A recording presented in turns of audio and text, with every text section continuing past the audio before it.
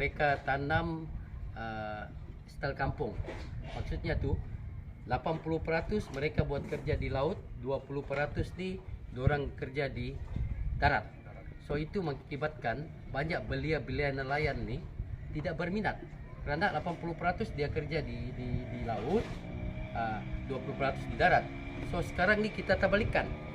80% dia kerja di darat, 20% dia kerja di laut. Dan kerja di laut ni dia boleh buat waktu petang ataupun malam. Pihak kami dan pihak kerajaan memikirkan industri ini di Malaysia kita kena majukan. Salah satu kita kena tumbuhkan lembaga rumput laut negara. Kenapa rumput laut Kenapa sawit negara ada, lembaga pokok negara ada, tapi lembaga rumput laut negara tidak ada.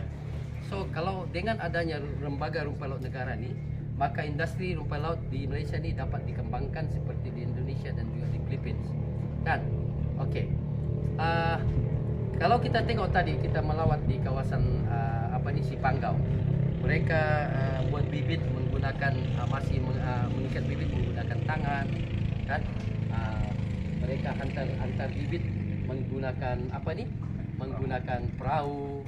Itu saya rasa tak berapa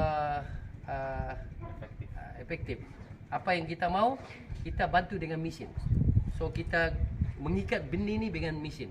Mesin ni sudah ada di India, sudah ada mesin ni, sudah ada mesin untuk mengikat rumput laut ni. Dulu kalau kita tanam satu orang dia boleh tanam satu line saja satu hari. Tapi dengan mesin tu dia boleh sampai 500 line satu hari. So berapa jimat kos pekerja, kan?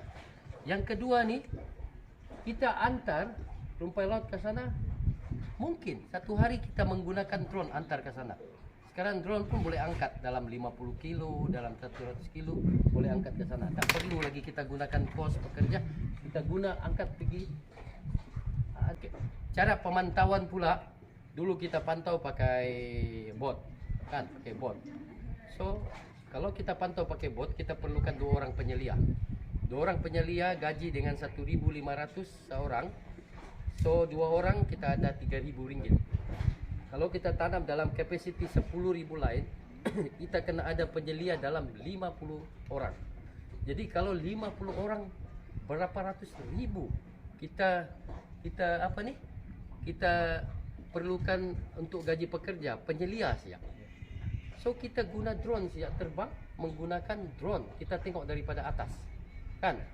Mana tali yang rusak, mana rumput laut yang kena lumut, apa semua. Ini memudahkan kita punya kerja. Jadi pihak kerajaan perlu membantu kami lah dalam segi teknologi ini. Kami boleh cakap, kami boleh bagi idea, tapi teknikal cara buat mesin tu itu perlu bantuan daripada kerajaan. Cara pengiringan pun kita kena pakai mesin apa semua. Okey. Yang lain lagi, apa yang saya nampak di sini selain daripada mesin-mesin yang tadi, masalah air, masalah elektrik itu penting. Ini menjadi satu gangguan kepada kepada komuniti.